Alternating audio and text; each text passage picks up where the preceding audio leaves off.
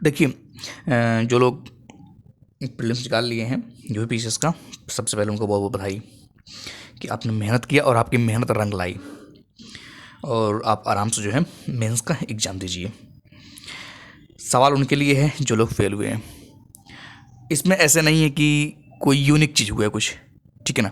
ऐसा कुछ यूनिक चीज़ नहीं हुआ है। सिंपल सी बात है, जब 4-5 लाख लोग एग्ज़ाम देंगे तो ऑब्वियस सी बात है कि जब 4 और 5 या 6-7 मतलब इसके रेंज में ही रहते हैं, तो जब एग्ज़ाम देंगे तो आप सोच के देखिए कि निकलना कितने हैं, कुछ ही लोग निकलना है। वो भी प्रीलिम्स बात कर रहा हूँ, अभी तो आगे की लड़ाई बाकी है कि मेंस, उसके बाद इंटरव्यू, तमाम चीज़ें। इसमें फेल हुए लोगों के लिए समस्या होती है। देखिए, ये सब कहने वाली बातें होती हैं कि अरे कोई बात नहीं, नहीं हुआ अगली बार दीजिए, परेशान होने की ज़रूरत नहीं है, जस्ट टेंशन लेने की ज़रूरत नहीं है। ये सब मीठी मीठी बातें होती हैं, ठीक है। बुरा लगता है, हर किसी को बुरा लगता है जब आप पूरा साल भर, 1 साल पूरा देते हैं, तैयारी करते हैं, एक ख्वाब होता है, एक उम्मीद होता है कि सिलेक्शन हो जाएगा। देखिए, धीरे धीरे क्या होता है ना, अपने आप जब समझने लगते हैं चीज़ों को, तो हाँ, समझने से क्या होता है, थोड़ा सा प्रेशर कम होता है, बस अंदर इतना होता है। लेकिन जब आप एफर्ट कर रहे होते हैं तो उस एफर्ट का जब जो रिजल्ट आता है वो एक्सेप्ट करना बड़ा कठिन काम होता है।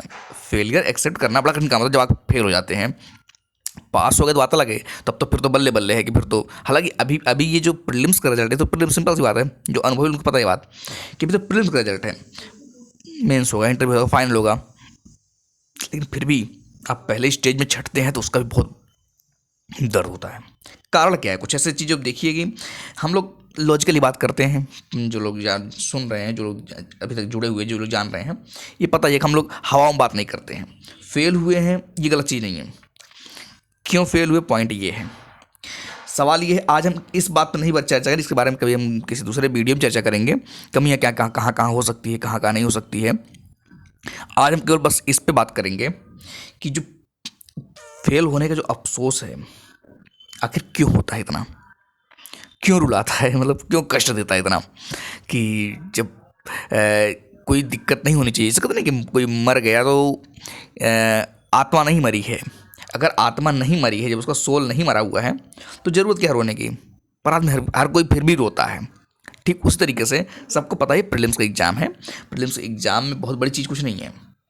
फेल हो गए, फेल हो गए, आगे बहुत एग्ज़ाम है। ऐसा तो है नहीं कि सब कुछ चला गया, ख़त्म हो गया, लेकिन फिर भी कष्ट होता है। सवाल बस इतना ही, कष्ट क्यों होता है। देखिए, पहले चीज़ तो इसमें कष्ट किसको हुआ होगा, बहुत ज़्यादा अभी जो हो रहा होगा, बहुत मतलब गमगीन स्थिति होगी, जैसे लग रहा है बहुत सा खोया खोया सा लग रहा है, या मतलब कि किसी से मिलने का नहीं मन करेगा, बात करने का मन नहीं करेगा, कुछ दर्द भरे गाने सुनने का मन करेगा। ये भी हो सकता है कि आप जो है कुछ खाना भी ठीक से ना खा पाए, खाने का भी मन ना करे, पढ़ने का भी मन ना करे, थोड़ी सी बेचैनी टाइप की भी लगेगी।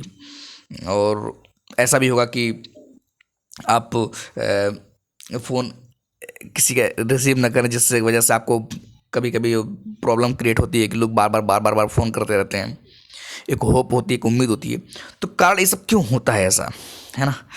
देखिए, जब आप शुरू करते हैं तैयारी, चाहे आप आईएएस की तैयारी शुरू करें, आईएएस की या पीसीएस की, ये बात आपको पता होता है कि इस एग्ज़ाम का ना प्रेस्टिजियस कितना है, मतलब समाज में वैल्यू कितना है। जब और ये इसका ख्वाब कब आता पता है, इसका ख्वाब तब आता है जब इसका रिजल्ट आता है, फाइनल रिजल्ट आता है, जब डीजे बजते हैं, ढोल नगाड़े बजाए जाते हैं, जो एक माहौल बनता है, उस समय बहुत ज़्यादा ख्याल आता है कि हमको आईएएस बनना, पीसीएस बनना। क्योंकि जब भी किसी को कभी अपना कमी महसूस होता है ना ज़िंदगी में, जब कभी अपमान किसी को महसूस होता है, या कभी लगता है कि हमारा कुछ नहीं को ज़िंदगी में, या कोई अपमानित कर दे, कभी लो फेज चल रहा हो ज़िंदगी का, तो उस लो फेज में भी व्यक्ति क्या करता है, एक अपने आप को सिद्ध करता है, मैं सबसे बड़ा काम करूंगा, और सबसे बड़ा काम में उसको क्या नजर आता है, मैं आईएएस निकालूंगा, पीसीएस निकालूंगा। ये शुरुआत यहीं से होती है कुछ ख्वाब से। और लेकिन ये अब हम उसको शुरू करने से पहले ये बात कभी कभी भूल जाते हैं कि इसमें जो है 5 से 6 लाख लोग एग्ज़ाम में बैठते हैं। और ये कौन लोग होते हैं, पहले सोचिए, ये जो 5 से 6 लाख लोग होते हैं, ये कौन लोग होते हैं। ये वो लोग होते हैं जो कि अपने अपने एरिया के टॉप लोग होते हैं, समझ रहे हैं। मतलब अगर जिसका लॉ बढ़िया है, वो भी आएगा, जिसका मेडिकल बढ़िया है वो भी आएगा, जिसका आईआईटी में बढ़िया है वो भी आएगा, जो आईआईएम में बढ़िया है वो भी आएगा, जो थोड़ा सा भी ग्रेजुएशन में कुछ अच्छा किया है, कुछ किसको लग रहा है अपना आजमाने का, वो हर कोई आएगा। और मज़े की बात क्या है कि इसमें वो लोग भी आते हैं जो लोग सेलेक्टेड होते हैं। मैं बार बार इसको रिपीट करता हूँ, जो लोग ऑलरेडी मेंस लिख रहे होते हैं, जो लोग ऑलरेडी इंटरव्यू दे रहे होते हैं, तो वो लोग भी आते हैं। तो इसलिए थोड़ा सा ये टफ पड़ जाता है एग्ज़ाम। तो ये बात आपको शायद उस समय ना पता रहे जब आप इनिशियल फेज में रहते हैं, शुरुआत फेज में रहते हैं, लेकिन धीरे धीरे क्या होता है, एहसास होना चाहिए, और जिसको नहीं एहसास होता है फिर उसकी बड़ी समस्या होती है। एहसास होना चाहिए जी। तो सिर्फ सवाल ये है कि इतना गम क्यों होता है।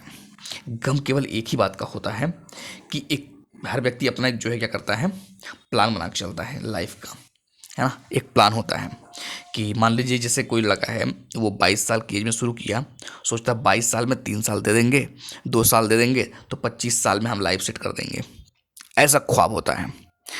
पर चलो ठीक है, 25 साल तक अपना कोचिंग करता है व्यक्ति, अपने से पढ़ता है, एनालिसिस करता है, खोजता है, समझता है चीज़ों को, और उसको एक अच्छे मोड़ पर पहुंचाने का प्रयास करता है।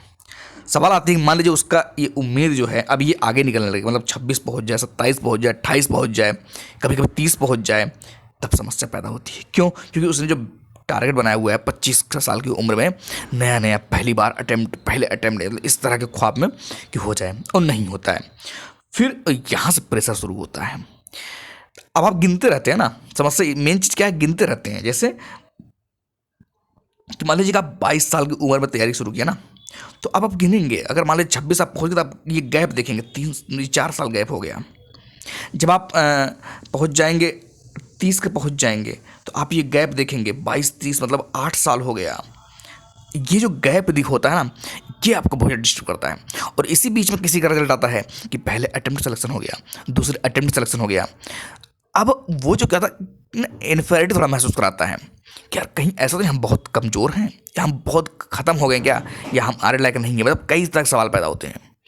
और इन सब सवालों का एक ही जवाब होता है जो कि लॉजिकल रूप से मतलब सही है, और आप भी इसे सही मानेंगे, मैं ही क्यों, आप भी सही मानेंगे, हर कोई सही मानेगा कि सिंपल सी बात है, जिसका हुआ है उसने अच्छा मेहनत किया है। अब कहाँ पे किया है मेहनत, ये न तो आपको पता, ना तो हमको पता, ना किसी को नहीं पता है। सिंपल सी बात ये है, जब भी आपके दिमाग में ये डाउट आए कि हमारा क्यों नहीं हो रहा है, एक लाइन हमेशा ध्यान रखिए कि एक्सेप्ट करिए इस चीज़ को, एक्सेप्ट करिए कि फेलियर जो होता है, इसका मतलब ये जो फेल हुआ है कोई, वो कहीं कहीं मिस्टेक हुई है। अब आप कहिएगा नहीं मेरा 2 घंटे में किस्मत खराब थी, नहीं नहीं नहीं नहीं, किस्मत नहीं खराब थी, किस्मत नहीं खराब थी, वो मिस्टेक हुए हैं कुछ, ठीक है ना। अब उस मिस्टेक को भले हम किस्मत का नाम ना दे सकते हैं, लक का नाम दे सकते हैं। कहते हैं ना कि अब वही है कि फेल को अब लक के ऊपर हर चीज़ नहीं डाली जा सकती, कुछ ही सीमित, हर चीज़ का ना एक लिमिटेड दायरा होना चाहिए। तो इस चीज़ को एक्सेप्ट करिए। अगर आप कहेंगे कि लक मेरा साथ नहीं दे रहा है, देखिए लक नहीं साथ दे रहा, इसका मतलब तो ये नहीं कि आप तैयारी छोड़ देंगे, या एक तरफ लक मान लीजिए, चलिए एक तरफ हार्ड वर्क मान लेते हैं। मान आपकी बात, अगर थोड़ा सा आप इस चीज़ को वैल्यू देना चाहते हैं तो लक का कितना माना जाए, और वैसे भी जो चीज़ अपने हाथ में ना उसको हटा दिया जाए, ये तो आपको पता ही है ना। अब ऐसे थोड़ा है कि आप 10 किलो का सामान लेके जा रहे हैं, तो आप कहेंगे कि हम जो है 80 किलो सामान लेके जा रहे हैं। पूछे क्यों? क्योंकि 70 किलो हमारा वेट है और 10 किलो हम वजन ले, जैसे हम 80 किलो सामान लेके जा रहे हैं। भाई जो अपना है वो तो हटाएंगे ही ना, आप 10 किलो ही काउंट करेंगे, सिंपल सी बात है। तो उसी तरीके से लक का जो फैक्टर हटा दीजिए उसको, जो अपना है इफर्ट, हाँ। और जो लोग, सबसे सिंपल तरीका है, अगर आपको इस पेन से निकलना है, अगर इसमें सिंपल सा बात है, बचाना चाहते हैं, सब कुछ लक के ऊपर छोड़ दीजिए, ऊपर वाले के ऊपर छोड़ दीजिए, भगवान के ऊपर छोड़ दीजिए, रिलैक्स हो जाएंगे, कोई दिक्कत ही नहीं आएगा। लेकिन चुभता किसको है? चुभता उसको है जो ये मान चलता है कि मैं लेके रहूँगा, अपने दम पे लेके रहूँगा। जो लक से ज़्यादा हार्डवर्क पर बिलीव करता है, अपने इस वाले पोर्शन पे, उसको बहुत कष्ट होता है। उसको हमेशा चुभता है कि मेरी कमी कहाँ रह गई, वो खोजता है और वो उस पर एनालिसिस करता है। और जो लक पे छोड़ दे, फिर ठीक है भाई, कोई बात नहीं, लक मतलब खराब है, छोड़ दीजिए उसको फिर। लेकिन जो हार्ड वर्क पे अपना बिलीव करेगा, और हार्ड वर्क पे बिलीव करने से फ़ायदा क्या होता है कि आप अब बैठ करके रोएंगे नहीं, कमियाँ ढूंढेंगे, थोड़ा दोएंगे, चलो ठीक भाई प्रॉब्लम होती है, आदमी कुछ अपना इंटरटेन करेगा इधर उधर, लेकिन उसके बाद क्या करेगा, अब कमियाँ ढूंढेगा। वो कमियाँ क्या क्या हैं, और उन कमियों की फिर जो है सर्जरी करना शुरू करेगा। हाँ, ये चीज़ हटाना है, ये चीज़ नहीं करना है, ये सब काम नहीं करना, उल्टा पल्टा नहीं करना, सब ये सब करेगा। तो यही थोड़ा सा अंतर हो जाता है। बाकी दर्द है, गायब हो ही जाएगा, आज है तो कल गायब हो जाएगा, बस टाइम बचा कर रखिए, ठीक है। तो आई होप कि ये बातें समझ में आ रही होंगी। बाकी मेन चीज़ इंपॉर्टेंट क्या है, मेन चीज़ क्या इंपॉर्टेंट है यहाँ पर कि आपको ये चीज़ ध्यान रखना है कि अब जो लोग मेंस दे रहे हैं, मेंस के लिए लग जाइए, उसके लिए लेक्चर अपलोड करते रहेंगे तो एक रिवीजन के लिए। और प्रीलिम्स के लिए जिनके लोग लगे हुए हैं, प्रीलिम्स से आपका पीसीएस हो या प्रीलिम्स का मेंस हो, यूपीएससी का हो, आईएएस का, दोनों का प्रीलिम्स के लिए रिवीजन चलता रहेगा। आराम से लगे रहिए। देखिए, हर कोई सपोर्ट ही कर सकता है, हर कोई मेहनत ही कर सकता है। बाकी ये आप भी मानते हो कि हम भी मानते हैं, ऐसा नहीं है कि हम कुछ जादू मारेंगे, आप जादू कुछ एक पा जाएंगे, इनसे कुछ होने वाला है वो नहीं, है ना। अगर हो जाए तो बताइएगा, हम जो है सबके लिए फ्री में अवेलेबल करा देंगे। हाँ, कोई जादू है, जादू को मारते हैं, है ना। तो एक्सेप्ट करिए उस चीज़ को। फेल हुए हैं, थोड़ा सा रोइए, गाइए, आराम से गाना ना सुनिए बढ़िया से, और 2-4 सैड पार्टी करेंगे नहीं, पार्टी में कौन और अपने जो करीबी हैं उनको पकड़ कर रखिए, उनसे बात करिए, उनसे सुनिए, समझिए। ये प्रक्रिया है, इसमें आप ये नहीं सोचते हम बच के निकल लेना। और मज़ा भी यही है, जिस दिन आप सिलेक्शन पाएंगे, जिस दिन आप फाइनल सिलेक्शन पाएंगे, उसमें निकलने के बाद फिर आपको लगेगा हाँ यार, ये सब होना चाहिए। फिर जब आप कल को दूसरे किसी देखेंगे तो आपको लगेगा ये सब नॉर्मल चीज़ें हैं, है ना। पहली बार दिक्कत होता है, उसके बाद दिक्कत नहीं होता है, 1-2 बार 3 बार में समझ में आ जाता है। जब आप सिलेक्शन पाने के बाद सब चीज़ें चालू हो जाएंगी ऑटोमेटिक। सवाल बस इतना ही, जब तक सिलेक्शन नहीं होता तब तक धैर्यता बनाए रखना है, गलतियां नहीं होनी है किसी भी तरीके से। कोई भी चीज़ जो है इधर उधर नहीं कर देना है, कि जो कि कभी कभी लोग गलतियां कर बैठते हैं जोश में आकर के, जोश नहीं बल्कि कष्ट में, दर्द में आकर, तो इससे जो बचिए थोड़ा सा, है ना। बाकी हम तो मोटिवेशन के लिए कुछ कुछ करते हैं। देखिए, वही चीज़ है कि हम अपना जितना कर पाए तो करेंगे ही, क्योंकि हम भी चाहते हैं कि ये यार फेलियर का कोई नहीं होता, सिंपल सी बात है ये आप भी एक्सेप्ट करिए चाहे ना करिए। फेलियर का, सच बताएं, फेलियर का कोई नहीं है, कोई माई बाप नहीं है, मजाक के अलावा। आप किसी को बताएंगे, आपका मजाक उड़ने के अलावा कुछ नहीं होगा, ये भी आप जानते हैं। पता ही है, आप खुद खतरे में हैं, आपका नुकसान जो होगा उसमें कोई नहीं आएगा, ये बता दूँ। आप अपना हेल्थ खोते हैं इस प्रॉब्लम में, आप अपना वेल्थ खोते हैं इस प्रॉब्लम में, आप अपना टाइम खोते हैं इस प्रॉब्लम में, कोई नहीं आएगा। लेकिन जब आप इन सब चीज़ों से निकलते हुए सक्सेस तक पहुंचते हैं, तब आपकी भीड़ लगेगी, तब मीडिया रिपोर्टर आएगा, तब तमाम लोग पीछे पहुंचेंगे, है ना। तो इन सब चीज़ों की जिम्मेदारी आपकी है खुद की, और कड़वाई के साथ मतलब कड़ाई के साथ इस चीज़ को एक्सेप्ट करिए और लड़िए। फिर अपना टारगेट बनाइए। जब भी पीसीएस का एग्ज़ाम हो, जो लोग फॉर्म नहीं अप्लाई कर, फॉर्म अप्लाई कर दीजिए। पीसीएस का, आईएएस का अपना एफर्ट करते रहिए। पीछे भागने से कुछ नहीं होने वाला है। जो लोग पीछे भाग के देख लिए होंगे, पीछे भागने से कुछ नहीं होता कि टॉपर के पीछे भाग जाएँ या टीचर के पीछे भागे तो हमारा सिलेक्शन हो जाए, कुछ नहीं होने वाला है इन सब चीज़ों से। एक ही रास्ता है, बुक पढ़िए, लेक्चर पढ़िए, रिवीजन करिए, टेस्ट सॉल्व करिए, यही एक रास्ता है। अब इसी रास्ते से कोई आईएएस बन जाता है, कोई फेल हो जाता है। अब वो दोनों है, दोनों, ऐसा नहीं कि हम नहीं होगा, सब कुछ होगा।